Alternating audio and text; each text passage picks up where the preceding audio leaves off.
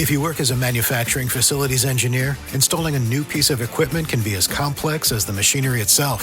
From prep work to alignment and testing, it's your team's job to put it all together.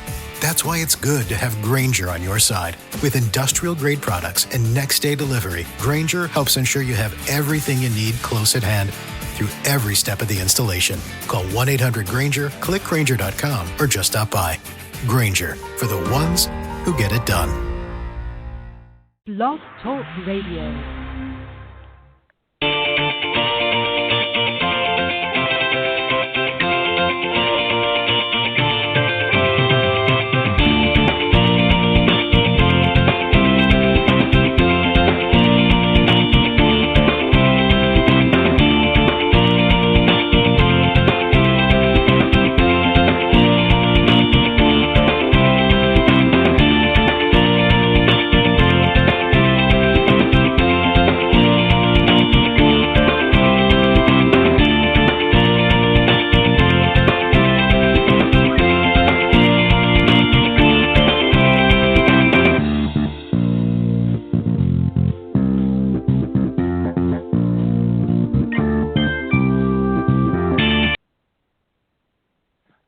Good morning, everybody, and welcome to the Women of Golf Show. I'm Ted Odorico, and right alongside, of course, is none other than Legends Tour player and LPGA professional Cindy Miller, and we are the hosts of the Women of Golf Show. We want to welcome you to the show, and good morning, Cindy.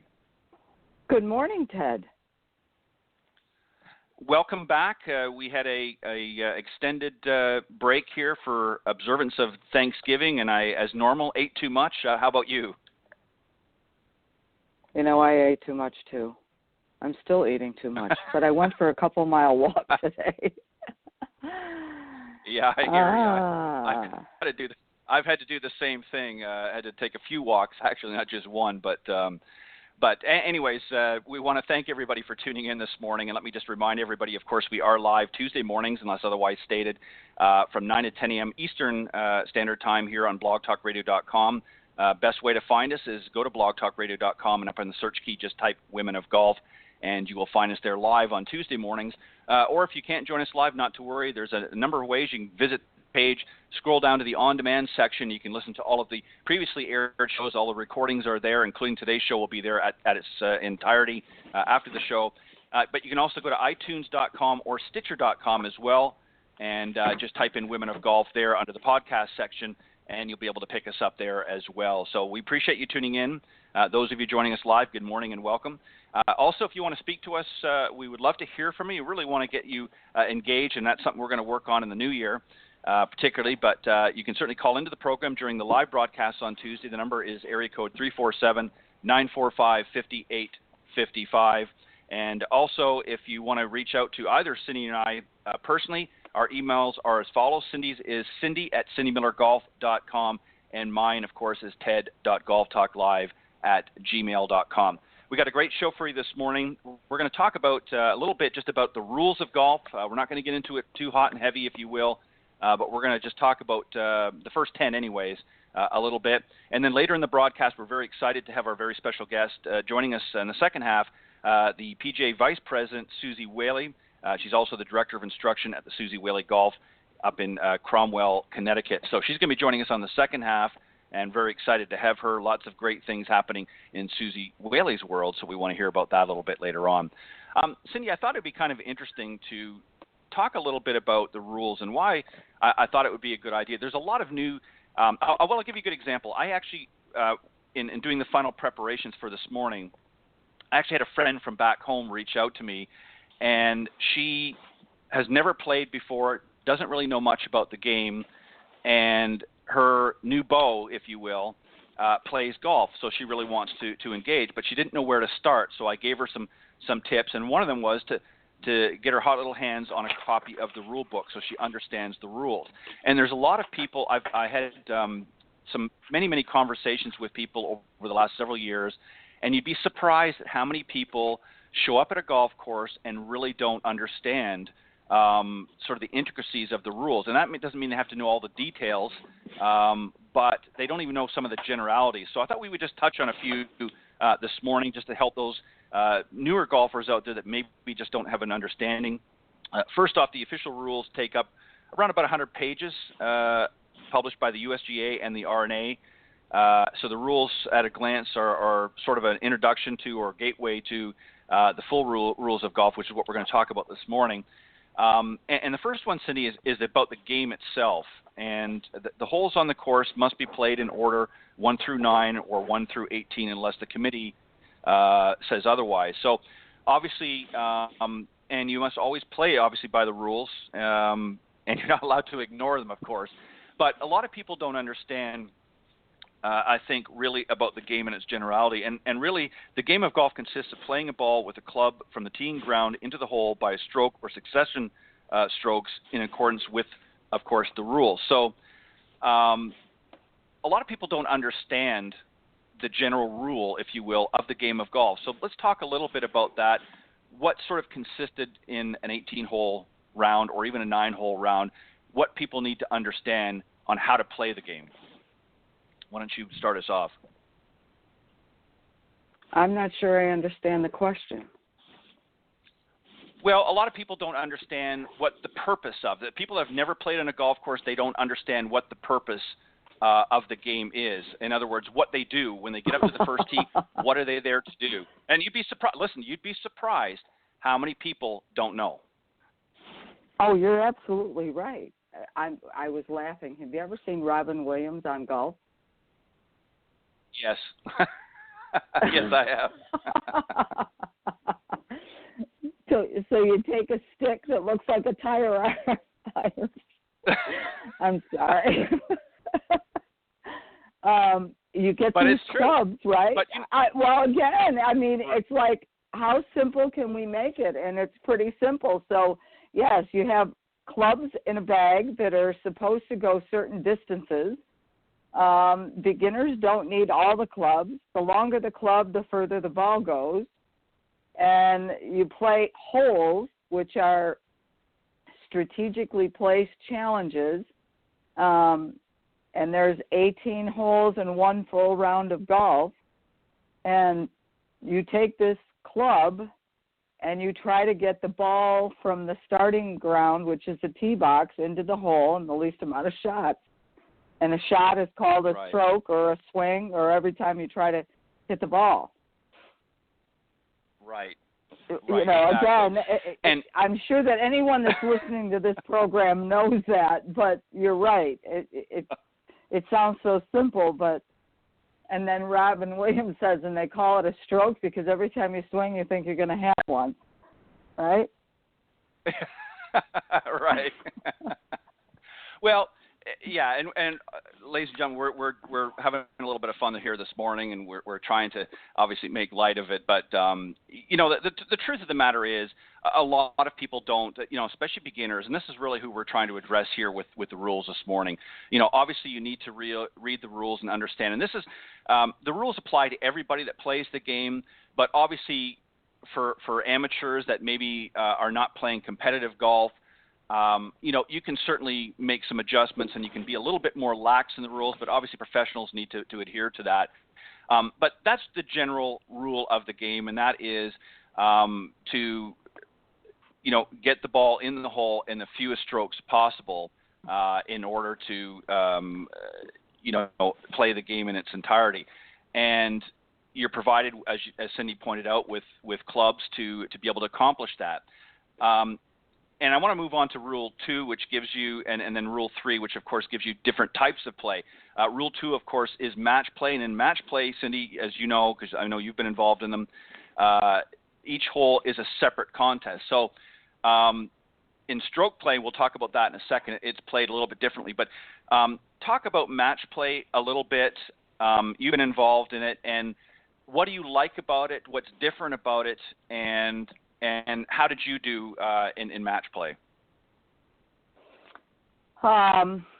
So match play, as you said, each hole is a separate match. So if you won every hole, all of these that we're going to talk about are competitions.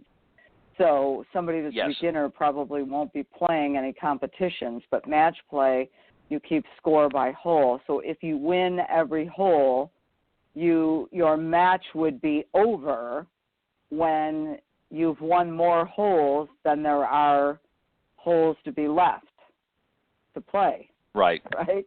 So it's 10 and 8. Right. You'd be 10 up with 8 holes to go, which adds up to 18 holes. That would mean you kick their butt. But in match play, you can tie a hole, or you can win or lose a hole. I don't mind match play. I think I prefer stroke play or medal play. The best I ever did at match play was I won a New York State Amateur, 36-hole match play, and we were tied at the end of 36 holes, and we had to go to sudden death or keep going into, extra holes, they call it. So I won on the 37th hole. Yeah, so just to summarize for those of you that maybe have never played before, match play, each hole, as Cindy mentioned, is a separate contest. So it's like 18 little contests in a round. So as an example, if you win the first hole, you're 1 up on your opponent. If you lose it, then you're 1 down. Or if you have it or tie on that hole, then it's considered all square. And as you also pointed out, Cindy, you've won the match when you are more holes up than there are left to play. So again, as another example, if you're 3 up and there are only 2 holes left to play, you've won 3 and 2. And obviously, anyone that you're playing against is classified as an opponent. Now, stroke play is traditionally what most golfers out there play, Cindy, and that's where the competitor with the lowest total score for the round or rounds, depending on whether you're playing a competition or a weekend tournament or something, is considered the winner. And you must play your ball in the hole before starting the next hole. So in other words, in match play, let me just go back very quickly. Your opponent has the opportunity if your putt, if say you're on the green and let's say you're only 3 inches from the hole, they can allow you to pick it up and consider that to be good. But in stroke play, you have to actually play it out until the ball actually falls into the hole. Otherwise, you'd incur a penalty. So there is obviously a different, most people play, and Cindy, as you mentioned, you prefer stroke, or it's also referred to as medal play. Again, I think that these are things that people need to understand, and a lot of you, I know that you're listening, you probably think, okay, we know all of this, but there are those out there that don't, and they need to understand that, and this is why we can't emphasize enough that you need to get yourself a copy of the current, and it does change every year because there's amendments and updates to the rules of golf, but you should get yourself a new copy. It's a very small pocket-sized book, so you could either carry it in your pocket or you can carry it in your golf bag, and it's a good thing to have around, especially if you're playing in some kind of competition, to always have that rule book there in case you need to pull it out. So that's essentially the game, match play, and stroke play. Rules 4 and 5, we'll put those together, and that talks about the clubs and the ball. So talk a little bit about the clubs under the rules, Cindy. How many clubs are we allowed to carry in the bag? Maximum of 14, and they could be 14 putters. So you get to choose what your set makeup is, but you cannot change clubs during play unless you don't have. So here's a perfect example. I was putting like a blind woman in a tournament,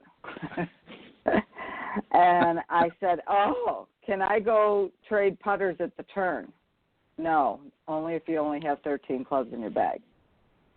Or you broke your club. Yeah. Right. So 14 clubs max. And that's it.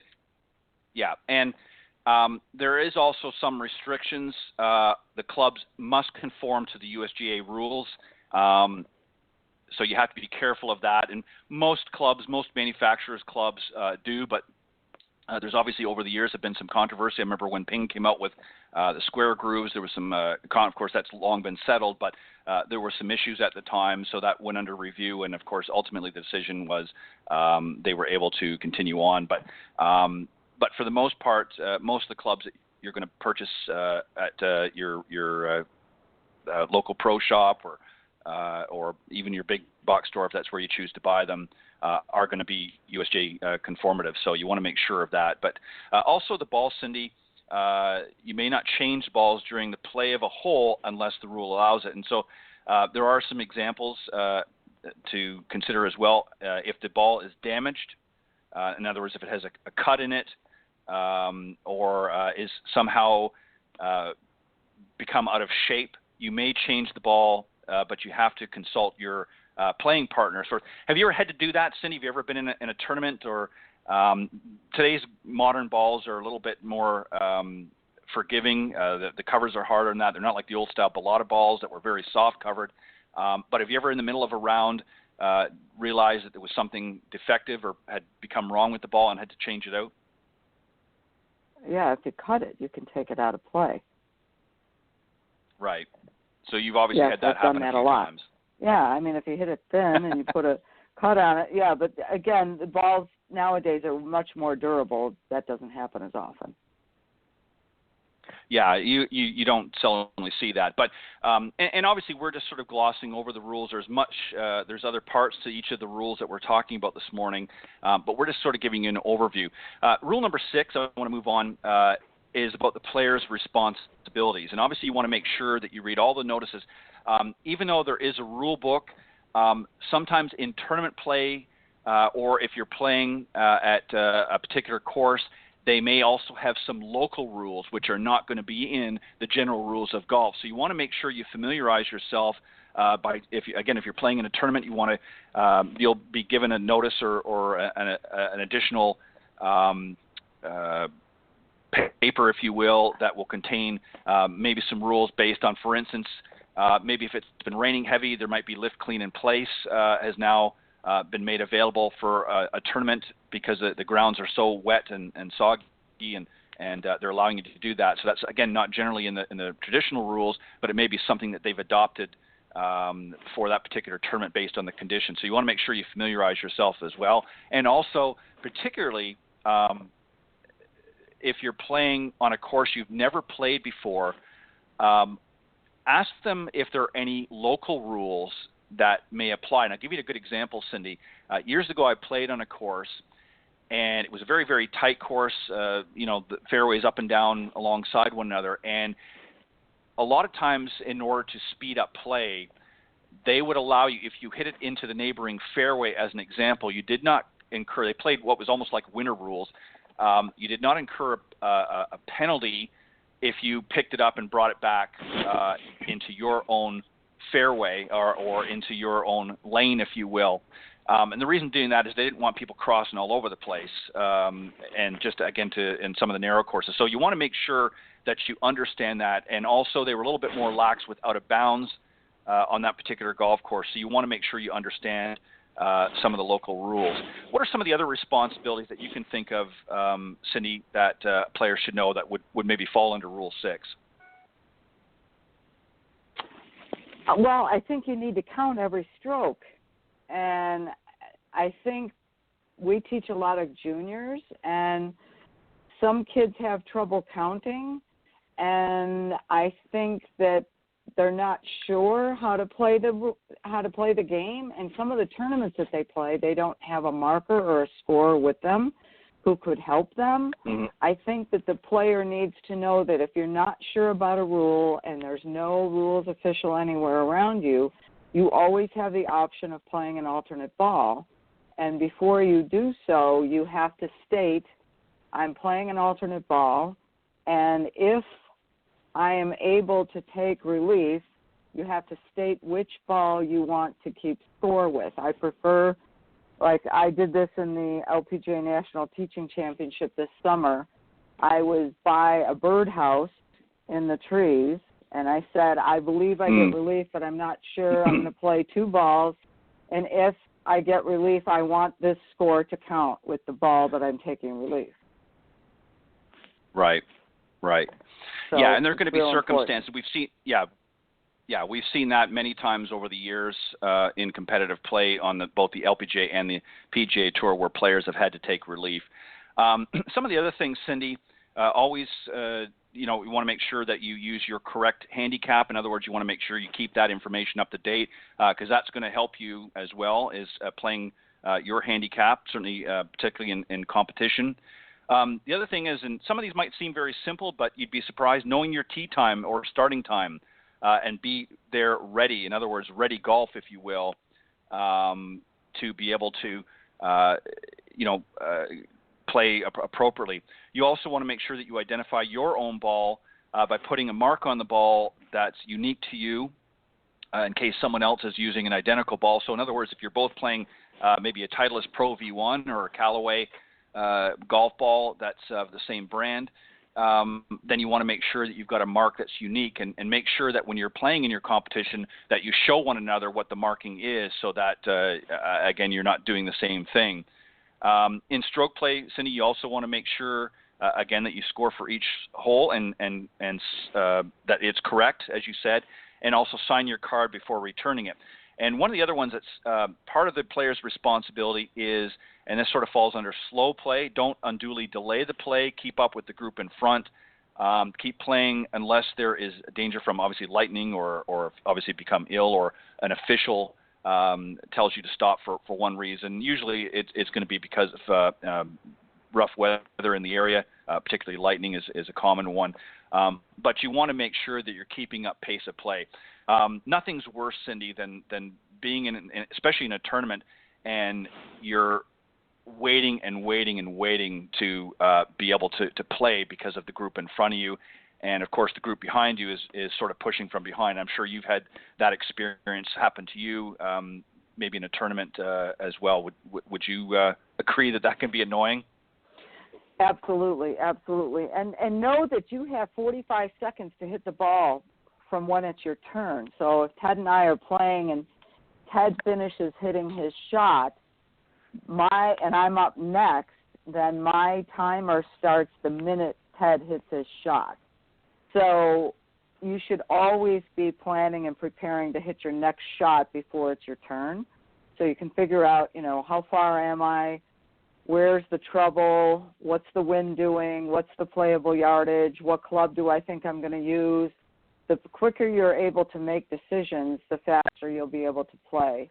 And you should be able to play 18 holes in 4 hours or less if you're a threesome. Right. And again, slow play is something that you need to be mindful of. Rule number 7, of course, is practice. And we're not talking about practice out on the practice tee. We're talking about on the golf course. And part of that rule, you may not hit a practice shot while playing a hole or for any hazard. Normally, practice is not allowed on the course before a stroke event, but is before a match play. So in other words, you certainly are allowed to take a practice swing, but you're not allowed to actually hit a shot. So in other words, you can't drop another ball down and say, okay, well, it's 150 yards to the green. I'm going to hit a practice shot and hit that while you're in the middle of a tournament. Not going to end well for you. Listen, it sounds silly, but again, for the benefit of those golfers out there that maybe don't play a lot, you'd be surprised what people will do. I've had people, mind you, these are corporate events, but I've had people where they'll get an old, scruffed up ball, and while they're waiting for their turn, they'll be near the woods or something, and they'll be hitting shots into the woods or something like that. And I'll say, wait a minute, what are you doing? You can't do that because that's considered taking a practice shot. Even though you're not shooting at the intended target, that's still a practice shot. You're testing, the water, so to speak. So now rule number 7 is you can certainly take a practice swing, but you can't actually play a practice shot. Rule number 8, and this sort of, we talked about this, was really advice on how to play. One thing that you can't do, Cindy, and you know this, is during a round you may not ask anyone except your caddy or partner, if you're in an event where you have a partner, for advice on how to play. This is a big no-no, and there's actually been cases in the past, I know on the PGA Tour, where somebody inadvertently asked another player that was not their partner and actually incurred penalties. So this is something that you got to be careful of as well.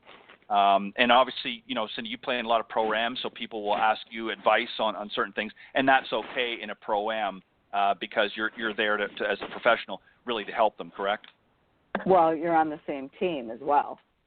Right. So when right. you're playing in a pro-am, you're on a team, and that team play is way different than individual stroke play or match play.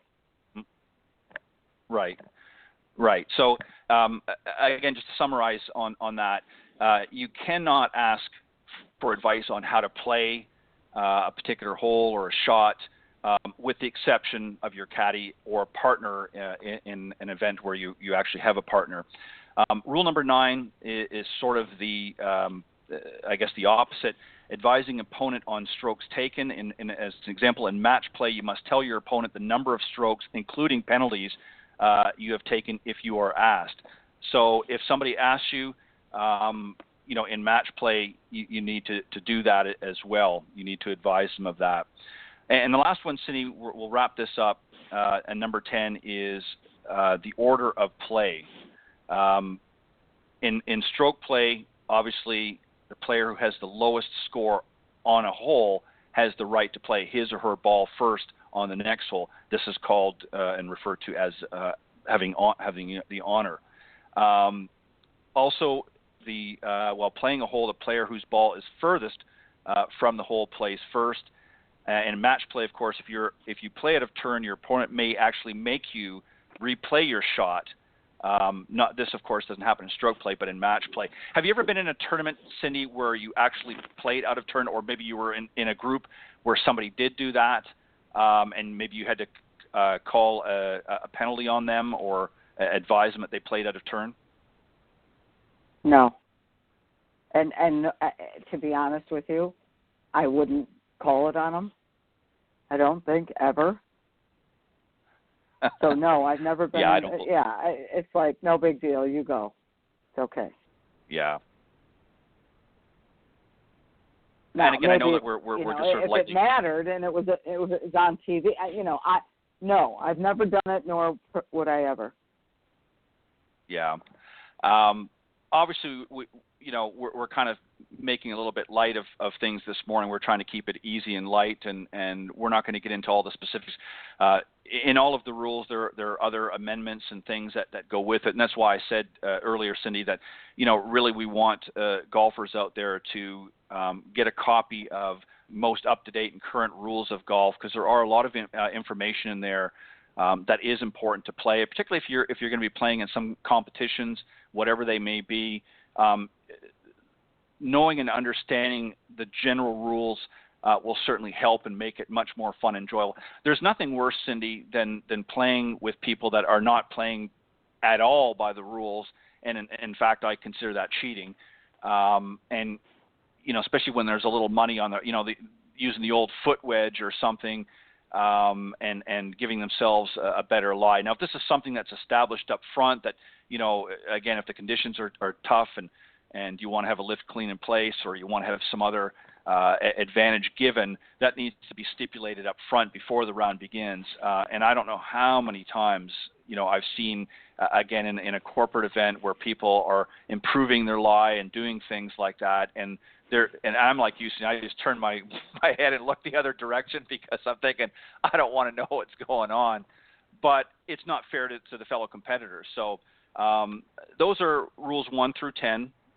Just to give you a light overview, but as we said, you need to go and get a copy of the most up-to-date rules to really understand what they are and what they entail in order to have your best round.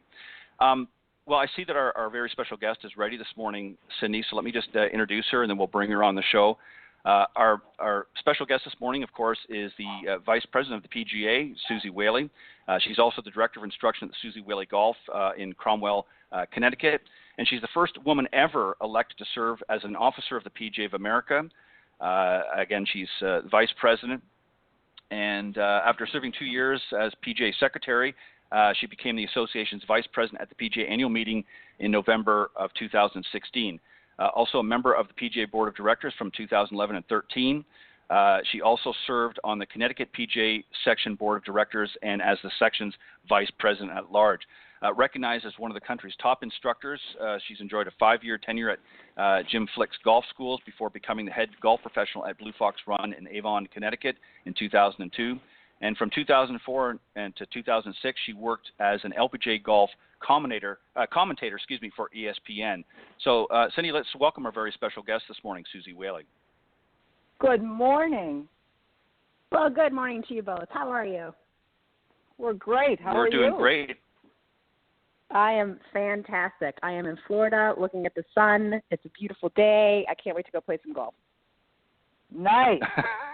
It's gonna be 60 up here, so I might even play. You know golf. what? I may not even follow the rules today.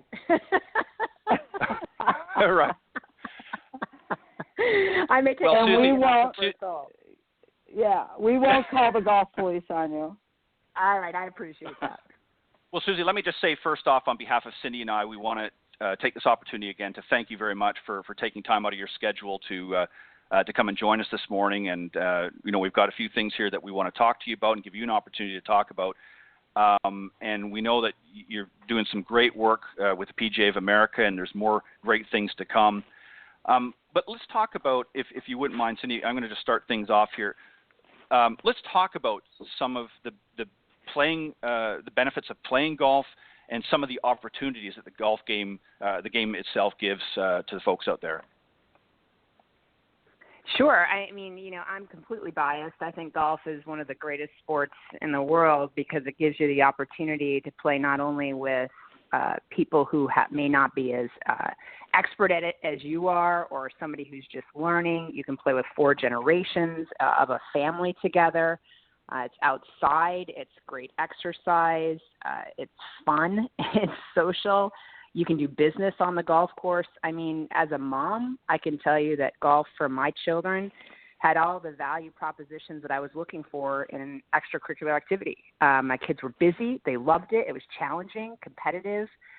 So, I mean, I could go on ad nauseum, but I think golf benefits are amazing. Yeah, and you're exactly right. And we are a little biased. Obviously, we're all in the profession, and we love to play this great game, and we want to encourage others to play it. And I don't think either one of us could have said it any better than that. I just want to go on one more second here just about some of the statistics. I want to read a few things out, Suzy, and then get you to comment on it. There was some statistics that were put out by the National Golf Foundation in 2016, talked about the number of junior golfers from ages 16 to 17 here in the U.S. totaled 2.9 million. In 95, girls made up only 17% of all junior golfers. In 2016, they totaled 1/3, again, based on the source of National Golf Foundation. What do you equate the surge, if you will, of junior golfers, particularly female junior golfers, in this day and age? What's from 1995 to now? What's been the surge, if you think, or what's been the reason behind such a big surge in young female golfers? Well, certainly it's exciting, and I think Cindy, I don't want to speak for Cindy, but I'm sure we agree, we want to see that at 50% of all golfers for juniors. So I know we still have some work to do, but thrilled with the progress made, and I think multiple reasons behind it. Obviously the benefits that we just talked about that golf affords to young girls and young boys is being really valued by parents and families and grandparents, and they see the opportunities that golf can offer to young girls and young boys. I think PGA Junior League golf, which is a team golf format, has really been relatable to young children. They love it. They get to wear a jersey. They get to be partners and teammates. Not every shot has to count. They get a partner. So if they flat miss it, it's just not that big a deal. Their partner may make the great shot. If they don't miss it, they can laugh about it, go find it, and hit it again. So it's been able to bring in people and young boys and girls that perhaps maybe golf isn't their first sport. Maybe it's their second or third sport, but they don't feel compelled to have to be perfect at it right away because they have that partner.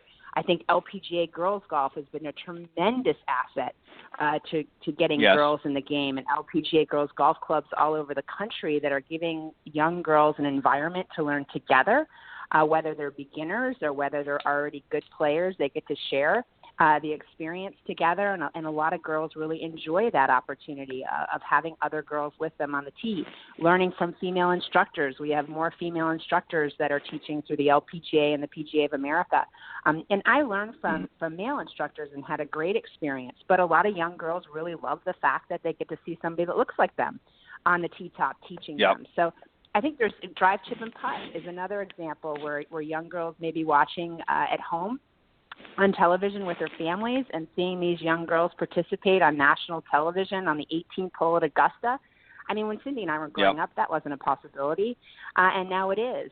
Division I and II and III scholarship opportunities for young girls, the LPGA Tour and the advancements that Mike Wan has made.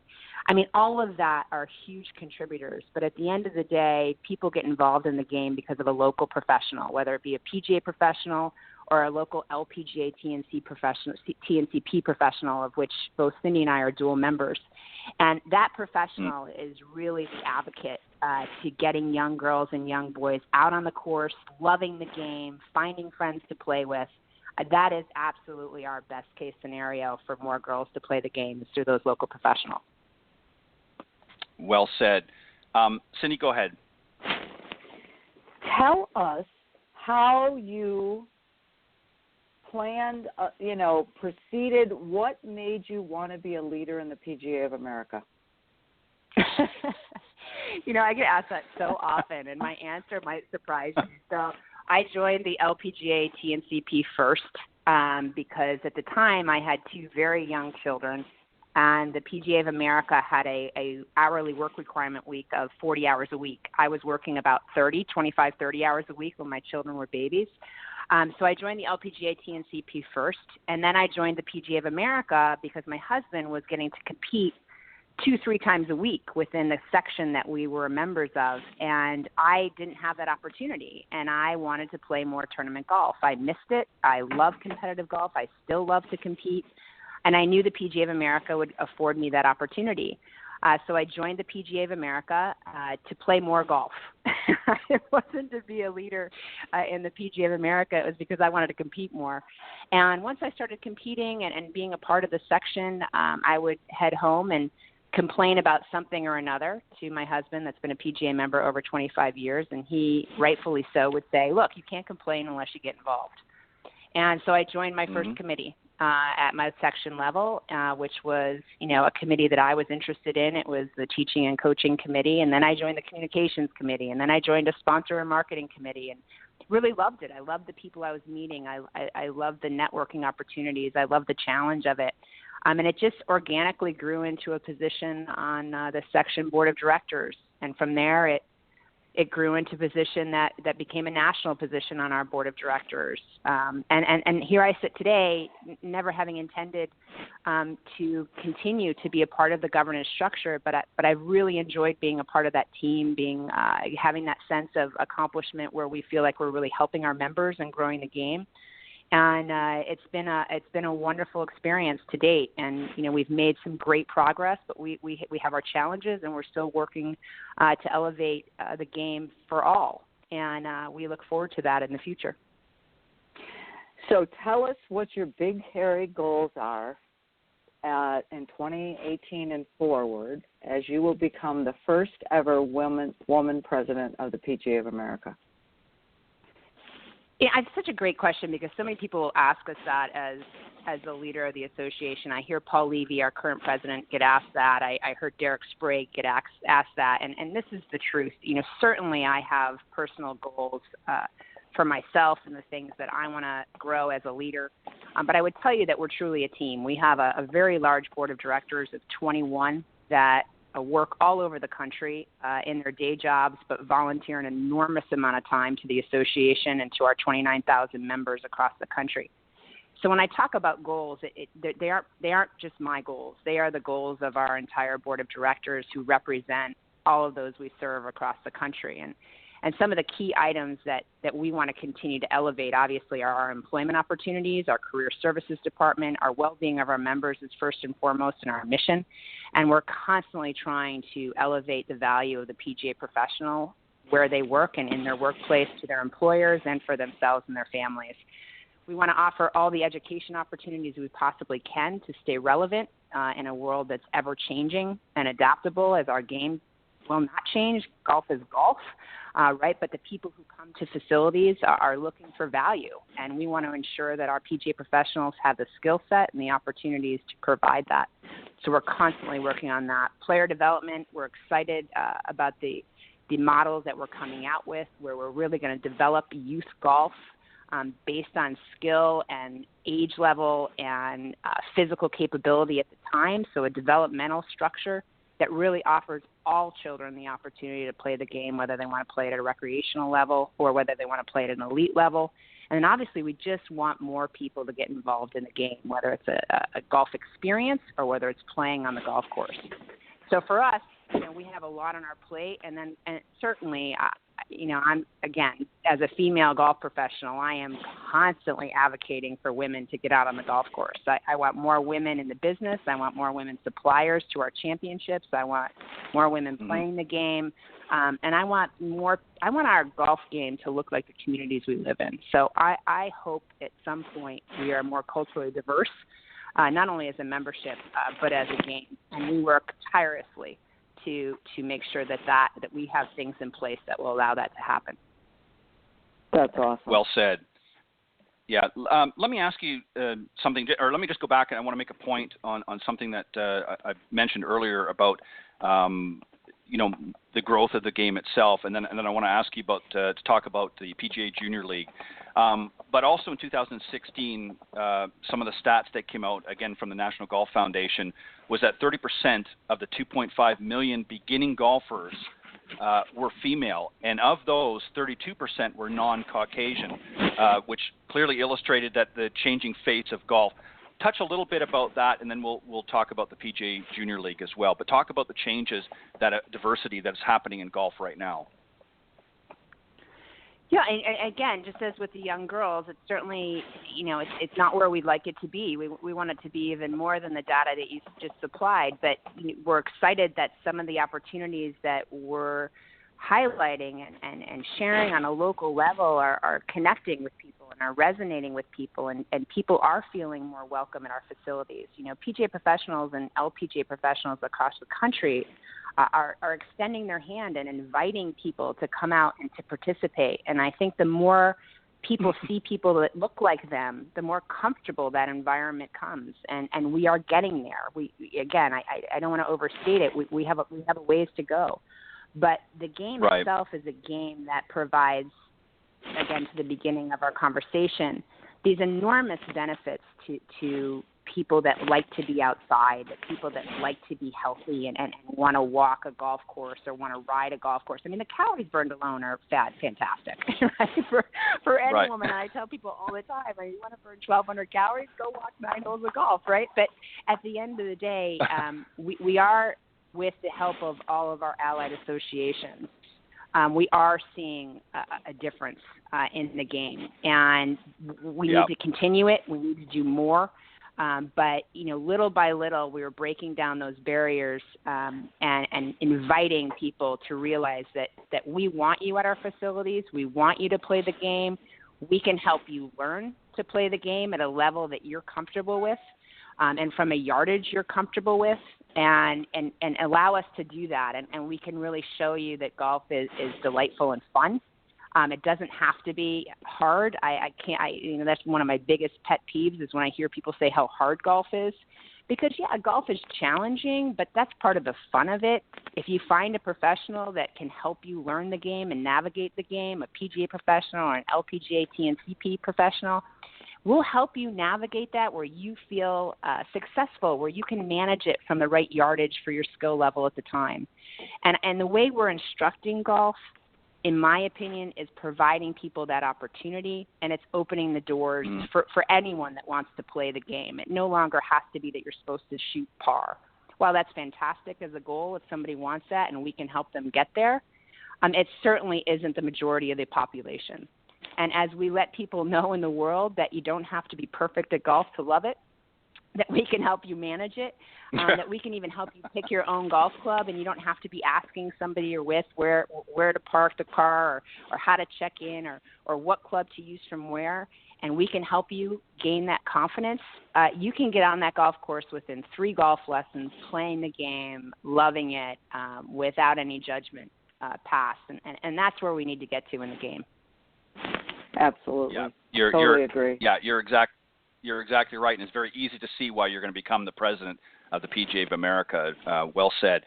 Let's talk a little bit about the PGA Junior League. Explain to the folks tuning into the show this morning a little bit about what that is, and also about the charitable foundation PGA Reach, which is obviously a key part of this, of the PGA of America. Talk about those two areas, if you wouldn't mind. PGA Reach is the PGA of America's foundation, and PGA Junior League is one of our key pillars of our foundation. We also have PGA Hope, which is Helping Our Patriots Everywhere, a program that's a wonderful program for veterans who either have come home and are challenged, or whether it be physically or mentally, and we get them out on golf courses with PGA professionals learning the game in an environment that's safe for them, where they really are doing incredible work. So PGA Reach is just a wonderful foundation that also has PGA Works in it, which is a diverse intern scholarship program where we're getting more people of cultural different backgrounds working within the game.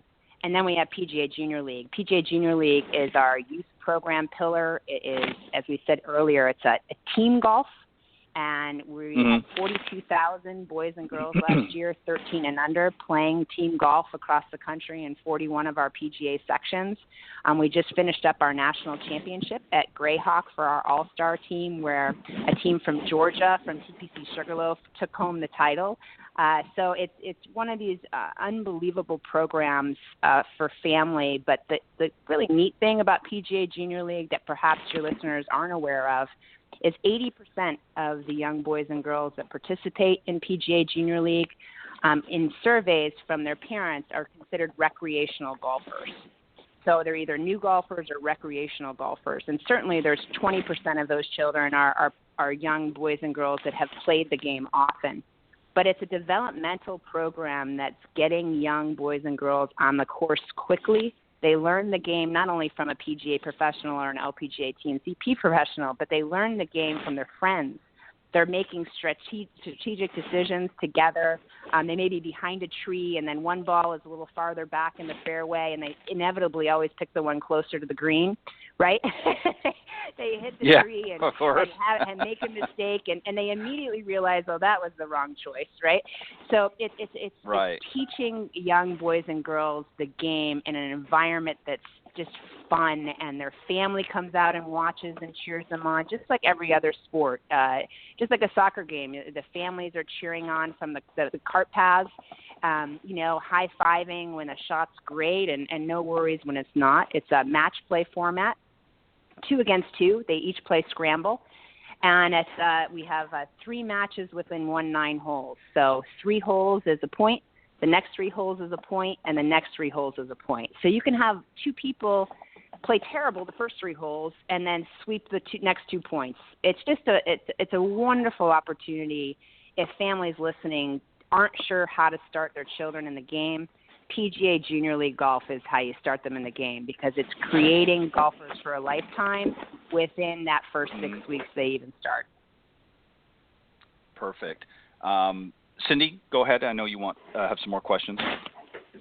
Tell us about the KPMG event and the Women's Summit that you guys have been running. This will be your 3rd year, I think. And the speakers that you bring in, I've been lucky enough to be able to participate and volunteer to help at the Women's Clinic, but it's just an amazing job that you're doing. Yeah, the KPMG Women's PGA Championship, formerly the LPGA Championship, is a partnership between the PGA of America, the LPGA, and KPMG, our title sponsor. And with KPMG's title sponsorship, their mission is truly to elevate women not only in executive positions, but women on the golf course. And what they've afforded us the opportunity to do, the PGA of America and the LPGA, is really showcase the best female golfers in the world in the respect they deserve. For one of the highest purses in women's golf, on network television, in a manner that truly gives them the opportunity to inspire those that will come behind them, young girls that are watching. And for that alone, it's such an exciting partnership because domestically, I hope women's golf elevates always, and that more are showcased on primetime television. And because of KPMG, we have the opportunity to do that. Not only do they do that for the women golf professionals on site, but they have a women's leadership summit that really inspires greatness as their theme. And what they do there is they bring in amazing speakers. Condoleezza Rice, for example, was the keynote speaker last year. Lynn Good has been a speaker there. Ginny Romney has been a speaker there. We've had Olympians on the stage speaking. And the audience is a mix of women who work in business, but many of whom have been nominated by companies as up-and-coming females to become hopefully CEOs one day in corporate America. And so it's really a mentorship and a sponsorship opportunity as well, where there's young women in the audience that perhaps are just out of college, all the way through women who are experienced in their business careers and CEOs. And it's just this amazing week to empower women with opportunity. And the other thing that we do because of the summit and because of the KPMG Women's PGA Championship is KPMG also has a Future Leaders program, which is a scholarship program. So the monies raised go to the scholarship program for 20 young women across the country who come from very low-income homes.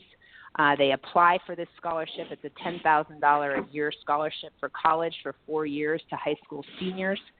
They bring these 20 young girls out to Stanford to work and be with Condoleezza Rice and the Stanford education system for a week.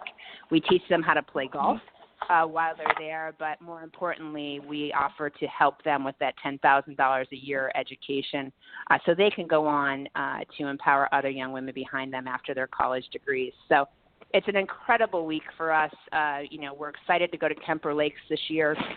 We just made we're going to go to Hazeltine in 2019. We just made the announcement that we're going to Aronimink in 2020. And with those names, as I said, the other thing that we've been able to do through our partnership with the LPGA and KPMG is put these women on golf courses that typically only held men's championships in the past. So the venues are incredible, and the players certainly love the championship. They love to be able to play these historic, challenging championship golf courses. But even more so, we have the opportunity throughout the entire week to showcase to the world that women should be on golf courses, and they should be on great golf courses. I couldn't agree more. Suzy, let's ask, we just got time for really this last part. If I hate to say this, we're getting close to our time, but tell us about, in 2016, that was founded the PGA Lead, which was a mentor program for PGA members. Tell us a little bit about that and what's involved. Yeah, this is really exciting. PGA Lead is a program that we established to really inspire and help those who want to be a part of the governance process to get involved within our association. I certainly had my husband as a mentor to do that. He was the president of a section, and he really kind of showed me the way of how to get involved in governance. But what we were really looking to do with PGA Lead for any member that was interested was have an opportunity to establish a class that would last 2 years of those that were interested in becoming a part of our governance structure, of learning how to participate on a board of directors, and learning how to be a part of a nonprofit within their community. I'm really establishing kind of the foothold for the beginnings of a career in leadership. And what we've accomplished has been tremendous to date with this. Certainly available to all members, but we're really also looking for diverse and culturally different backgrounds in who we are and what we do. And to date, out of the 2 classes that we've had, each class being of 2 years, we already have members of these PGA Lead classes who have earned elected positions to their board of directors within their sections. We've had officers elected within their sections from these PGA Lead classes. And it's just an exciting opportunity that is really empowering these young men and women to be a part of everything we do at the PGA of America. It's working. We're excited about it. We mentor them. We support them along the way. We bring in speakers from outside the golf industry as business leaders to support their process. And it's a program that I'm incredibly proud of because I think in 10, 15, 20 years, we're going to see multiple people from PGA Lead classes governing our association. Well, what a great program. Suzy, it sounds like there's a lot of exciting things being spearheaded for the years to come, and I can't think of a better person really to be put in charge, if you will, of the PGA of America than you. You've got some great ideas, and obviously you're very passionate, not only about golf, but just about helping others to grow this game. And our hats off to you, Suzy, for doing a fantastic job so far, and we're excited to see the many great things that you're going to be doing here on in out. So congratulations on becoming the president of the PGA of America. Oh, well, not yet. But in November of 2018, it will certainly be exciting. And, as I said before, and I mean it sincerely, we have an amazing staff at the PGA of America. We have so many people working every day at the local level to create opportunities for people to play the game. The local level is where it really fits. And what we try to do at the national level is support our local PGA professionals' efforts locally. So, all we can do is we will continue to do. We will continue to work hard. I can't thank you enough for the time and for sharing golf with the world through your radio show. And any time that I can be a part of it, I'm more than happy to do so. Thank you so much. I hope your family's fine. I just have to add Everybody's that great. You have a beautiful family. Oh, thank you. Everybody's great. We had a wonderful Thanksgiving, but looking forward to the holidays at Christmas when we can be back together again. Awesome. Well, Suzy, go out and enjoy a great round of golf today, and have fun. And you're and don't keep score. Just don't worry about the score. Just go out there and have fun. But have a great day. And our door is always open here. You're welcome to come back anytime. We'd love to have you. Look forward to it. Thanks, everybody. Thank you. All right, you're welcome. Have a great holiday. Bye-bye. All right, that was our very special guest, current PGA Vice President, but soon, in about a year's time, she'll be the President of the PGA of America. Very excited for her, and I know she's going to, as I said, going to do some great things. Just a very, very smart woman, just really, I think Cindy just has a mission and just really has a passion for helping to grow this game, and I'm sure she's going to be bringing some fantastic ideas, not only for the golf industry in general, but particularly for women's golf to help elevate that. So we're excited to see some of the great things.